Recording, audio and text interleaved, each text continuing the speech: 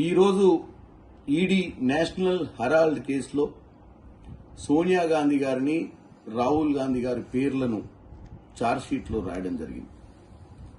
ముఖ్యంగా ఈ national Herald case ఏంటంటే ఆ పర్టికులర్ నేషనల్ హెరాల్డ్కు ఉన్నటువంటి ఆస్తులను కాపాడడానికి ఒక కంపెనీ ఫ్లోట్ చేయడం జరిగింది. ఆ కంపెనీలో ఎటువంటి ట్రాన్సాక్షన్లు చేసే అవకాశం లేదు, ఎటువంటి ట్రాన్సాక్షన్లు కూడా జరగలే, కమర్షియల్ ట్రాన్సాక్షన్స్.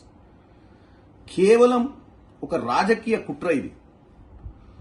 ఈరోజు సోనియా గాంధీ గారి పేరు, రాహుల్ గాంధీ గారి పేరు పెట్టి కాంగ్రెస్ పార్టీ నాయకత్వాన్ని బలహీనపరిచే విధంగానే దీన్ని చూడాలి తప్ప దీంట్లో వాస్తవంగా ఏమైనా ట్రాన్సాక్షన్లు జరిగి ఏమైనా అవకతవకలు జరిగితే వారి పేర్లు కానీ ఇంకా మిగతా వాళ్ళ పేర్లు కానీ ఈ ఛార్జ్షీట్లో చేయడాన్ని మనం న్యాయపరంగా చూడొచ్చు.